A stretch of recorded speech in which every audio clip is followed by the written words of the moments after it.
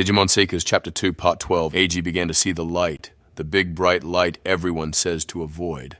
Hello Garmin, the Hellfire Demon Wolf, had taken the brunt of the Holy Knight Digimon's blast, leaving half their body frozen solid. Deep inside the Digicore, AG, his consciousness, anyhow, quietly ceased breathing.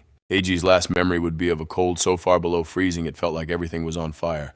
No amount of concentration could overcome the shock of the cold. He felt as though his entire body, such as he conceived of it inside the Digicore, was stiffening, and no amount of concentration could force his muscles to move. He treaded water, desperate to stay conscious and focused inside the Digicore as it threatened to grind to a halt. It was all slipping away. The Digicore, AG's consciousness, his life. Poor Hello Garmin, the misshapen, misbegotten, unformed ultimate Digimon was now frozen in place, convulsing, unable to run wild and free. Omegamon raised the transcendent sword with its left hand. The Royal Knights were digivolved to destroy. They were Mega Digimon, but also in a class all their own. Their specs were immeasurable and unknown. No one had ever successfully communicated with one, and thus no one knew what their goals were, if they had any. Delete all. The moment the transcendent sword on which those words were engraved ran through Hello Garmin, they'd become so many scraps in the vortex. AG's consciousness would be consumed by digital noise. It was hopeless now. AG confronted certain death for the first time in his life, and there was nothing he could do about it.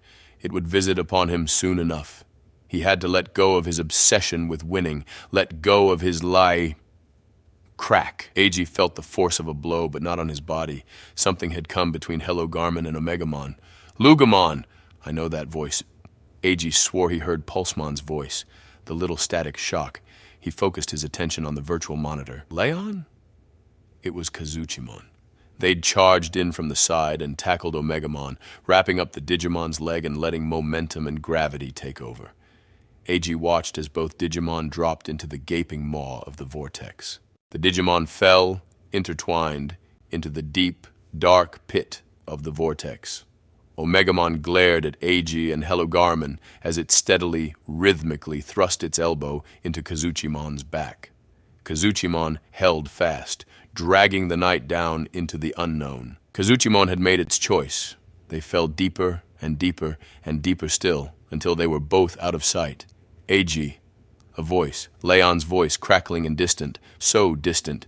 He was still in Kazuchimon's Digicore. Leon, let go. You'll drop straight into the vortex, AG screamed. This is Royal Knight, stronger than Mega. Holy Knight. The last. Leon's voice was cutting out more frequently now. But AG knew Omegamon was one of the system administrator's gatekeepers tasked with guarding the firewall.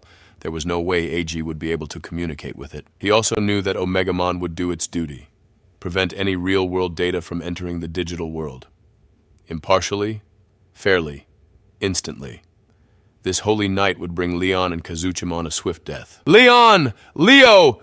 I'm sorry, AG, I can't hear you anymore. I don't even know if you can hear me. I tried to save you. I'm so sorry. I just didn't know what else to... Silence. One last sharp elbow loosened Kazuchimon's grip. Omegamon, finally free, turned to flee the vortex. Shido Itetsu, Kazuchimon's electromagnetic barrier formed once more. You're not getting away. Leon used the last of his mind-link power to seal Omegamon in with him. It wouldn't be quite so easy for the inscrutable Digimon to break this time. The inside of the barrier's stronger than the outside. I'm not going to let you lay a finger on my friend. Kazuchimon grabbed Omegamon from behind, wrapping its arms up in a full Nelson hold. Omegamon relinquished its focus on Hello Garmin and contorted its neck at odd angles, spinning its head around until it could look Kazuchimon in the eye. Leon stared into the eyes of an angel of death. Neither Leon nor Kazuchimon loosened their grip. Leon was a hacker, and this was righteous and just. You're not going anywhere. I'm all yours, for as long as I've got left. Kazuchimon and Omegamon continued their descent into the vortex. They were nearly through. That's when it happened. They're through, AG yelped. The virtual monitor was suddenly free of errors, and his commands were finally registering. AG was back in touch with his partner Digimon. Hello Garmin, finally free of the freezing blast from Omegamon's Supreme Cannon, forced themselves into recovery mode and downgraded to Rookie. Back to the fuzzy little wolf, who spent so many nights curled up on the loft in AG's apartment. Lugamon, hang in there, buddy. AG? What's happening? Lugamon was okay, AG was still conscious, and his tools were back online. That meant the Digi-Core was also likely intact. AG enjoyed a brief moment of relief before calling out to Leon, who had just sacrificed himself to spare them both Omegamon's wrath. Get out of there, Leon. I get it, I've lost. I'll think about quitting code cracking. Just get out of there. He had no way of knowing if Leon would ever hear those words. Alert, alert, alert. Alarms were going off in Kazuchimon's Digi-Core, with Leon's consciousness locked inside. The mind-link timer on the virtual monitor tool had long since hit 0.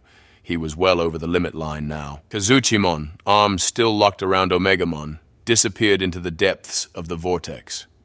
A moment later, the hole in the firewall closed without a sound. AG tended to Lugamon's injuries as they sat alone on the island of garbage data. There was nothing more to do. End of Chapter 2, Part 12.